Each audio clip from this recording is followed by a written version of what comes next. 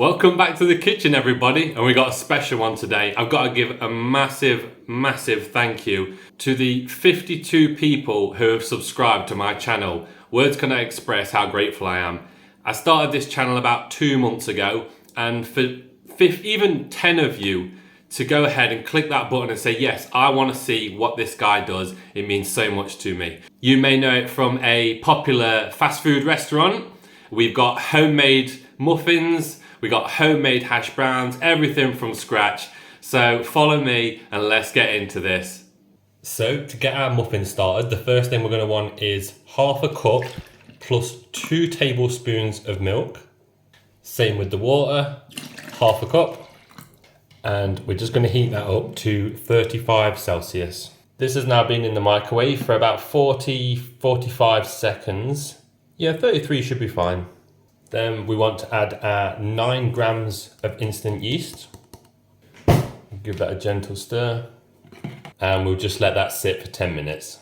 While we're waiting for that, we can get our flour ready. So I have 480 grams of bread flour here. And to this, we're going to add 1 teaspoon of salt and a tablespoon of sugar. And just give that a nice mix. And what we're going to do is just place that in.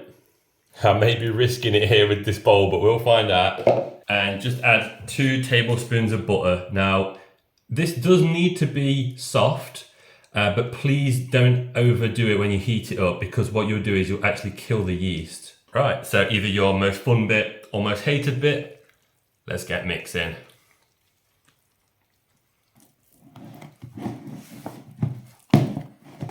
And then it should start to turn into a dough like this. So what I'm going to do is I'm going to quickly wash my hands and we're going to get this out and we're going to knead it. And kneading is super simple. You don't need any fancy machines. It's just fold it, tuck it in. Fold, tuck it in.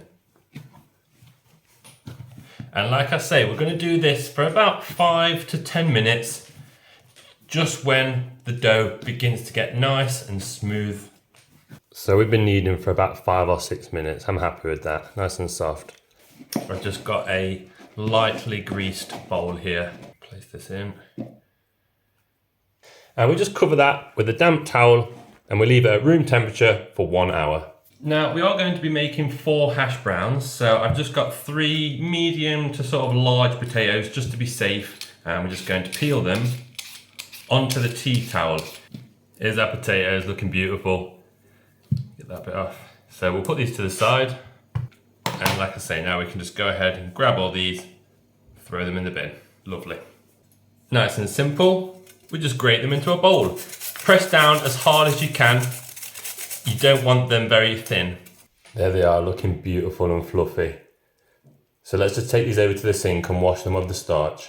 Nice and simple. Let's get this on. And just give them a rinse round. Give them a nice bath. And we'll pour that out.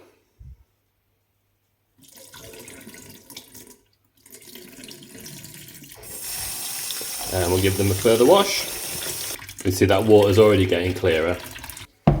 And 1 more should do it. Yeah, I'm happy with that water now, nice and clear.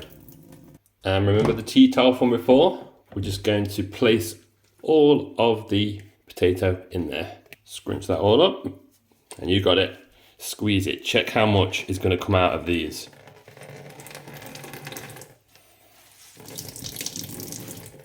Yeah, I'm happy with that. I think most of the moisture is coming from the tea towel now. With the potatoes, we just want to spread them all out on this tea towel. And we're going to generously season them with salt.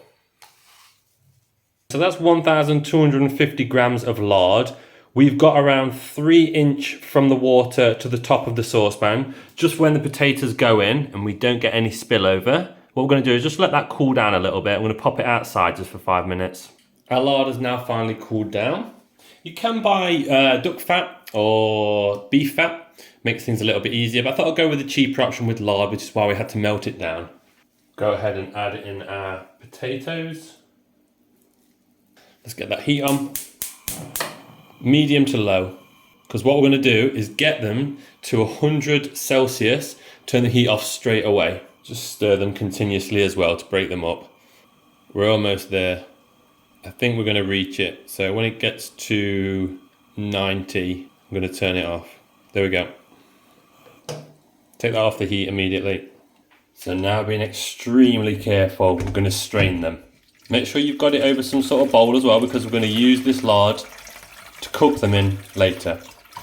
I'm just going to put these on a stand to leave them to not only drain, but also cool down, and then we'll shape them. The hash browns have finally cooled down, so we can get them on this baking tray lined with a bit of paper.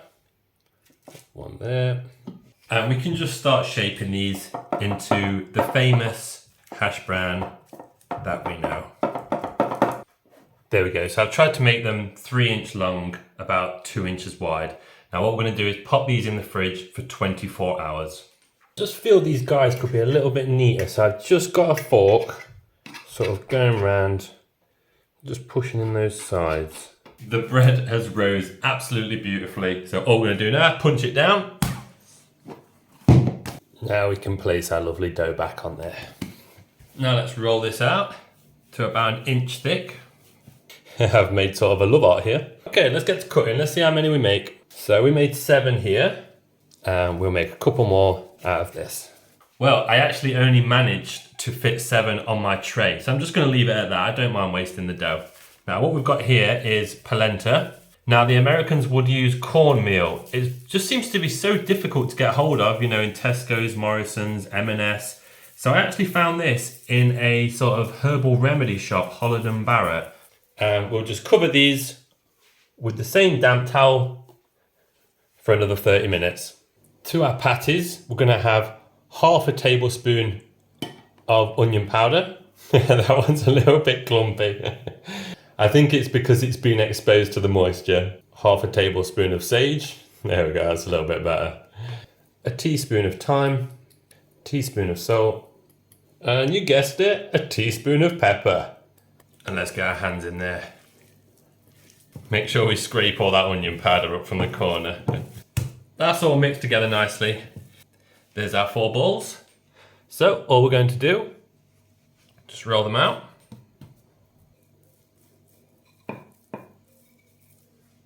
Just tidy them up a little bit. And we want them just a little bit bigger than what we're going to cut the muffins to, so we can account for a little bit of shrinkage. And we can just pop this on a little bit of parchment. And there we have our patty tower. Now, you don't have to do this, but I'm just going to pop mine in the fridge for 30 minutes. Remember, you could always pop them in the freezer. They'll last for a good 3 months as well. Our muffins have rested beautifully. So we've just lightly greased our non-stick pan. And let's just get as many on there as we can fit. And we're going to do 5 minutes each side. But do check them just in case the heat is a little too high. It's been 4 minutes, I'm just going to check them. Oh yes, perfect, perfect. Right, let's have a look, because I will admit we have overdone these slightly. Yeah, that's better. Let's leave it at that. Let's check a few more. Yeah, let's leave them at that. Right, let me just leave these to rest. So now that it's been 24 hours, our hash browns have been refrigerated overnight. We've also got our hardened lard. So what we're going to do, just place this back in the bowl so we don't waste anything. It is pretty nasty stuff. After these hash browns, I won't be cooking with lard again, but it's how McDonald's do it. We're making it authentic. So we're just going to let this melt down, only a couple of minutes. Now that's all melted, we want to bring this to 350 Fahrenheit or around 180 Celsius. We just come up to 180, almost there.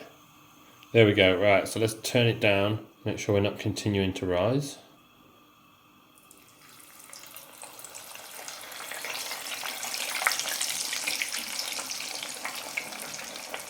And we're going to do it for about 5 minutes. It wasn't bubbling too much, so I made the decision to put 2 in there. We're still hovering around 170. Okay, let's take these out and we'll just put them on a wire rack to drain off. And then we'll also turn the heat back up and we'll bring it back to temperature to do the final 2. There we go, all 4 are done. A little bit overdone, but it all depends on flavour. Right, let's assemble this beauty. So we'll go across like this. Just pop those in there. Should be for about 3 minutes. So while they're toasting, we'll just get a little bit of oil in here. We just have two ingredients. First would be our patty. Because that's going to take 3 to 5 minutes, we'll go ahead and get our egg in there. Remember, always crack your egg on a flat surface.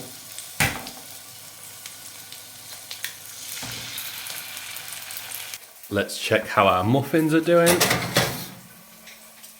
Yep, perfect, let's get those out. While we're waiting, let's quickly butter our muffins. Let's give this patty one more flip. Yeah, much better, much better. Let's just check one last time.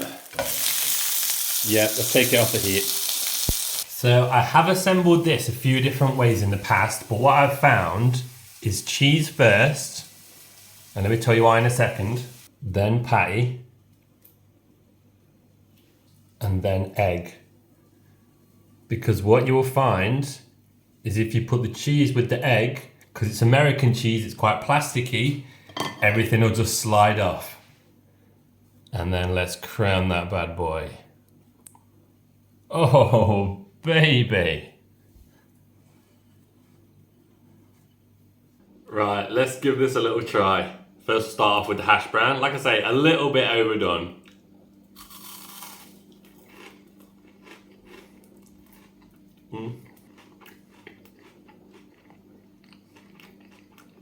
Then of course, let's try our McMuffin.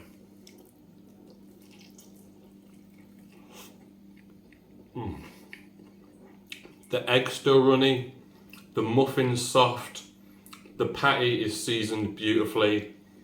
I'm not a huge fan of the American cheese, but it does make it authentic. I urge you to definitely try this one at home. And again, a massive thank you to all of you who have subscribed. You honestly don't know how much it means to me, and I cannot wait to make more videos as well. This was a 50 subscriber special. Don't forget to hit that like button if you enjoyed it. A subscribe would also mean the world to me as well. Thank you as always for joining me in the kitchen. Take care, everybody.